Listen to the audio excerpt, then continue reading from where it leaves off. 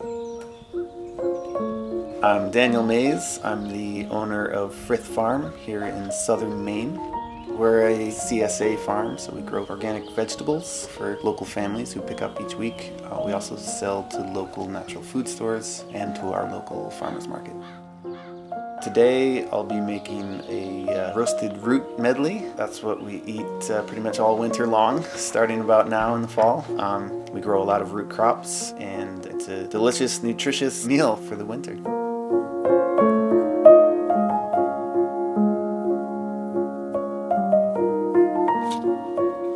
Today I'm harvesting some potatoes.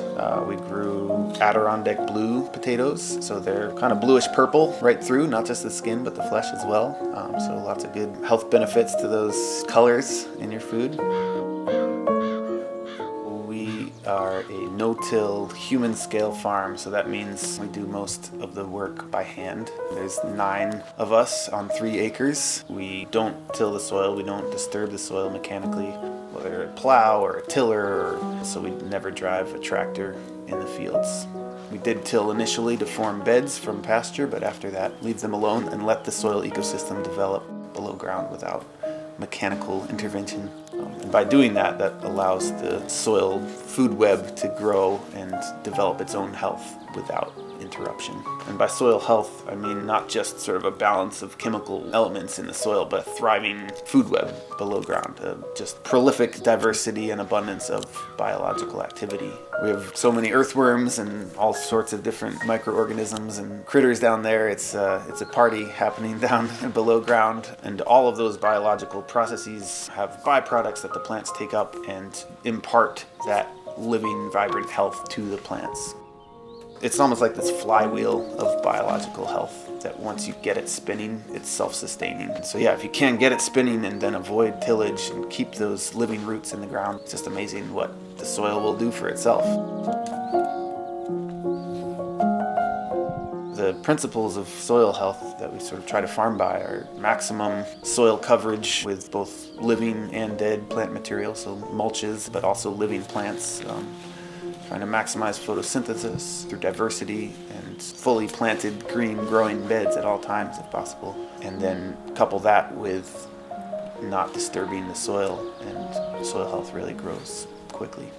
And that biology in the soil is what imparts amazing health benefits, amazing flavors to our food. You know, there's all the benefits to the environment, but there's also just the health that results from eating food from biologically active soil. I see no-till farming as a way to help out with climate change, getting carbon out of the air and into the soil. There's no silver bullet for climate change, but I think a huge benefit of no-till farming is that it leaves carbon in the soil. Because every time we till, we inject oxygen, we churn it up, we kill a lot of organisms. You know, it turns that carbon in the soil back up into carbon dioxide in the atmosphere.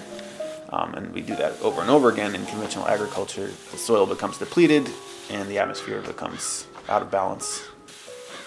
So yeah, I think this makes so much sense because the carbon gives us so much benefit in the soil, and it's hurting the world in the air, so let's keep it in the soil.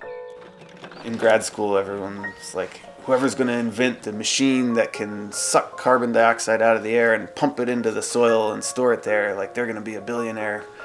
It'll solve climate change. And yeah, becoming a farmer, I realized that that machine has existed for millions of years. It's a plant, so we should just maximize that function to pump that carbon down into the soil where it belongs.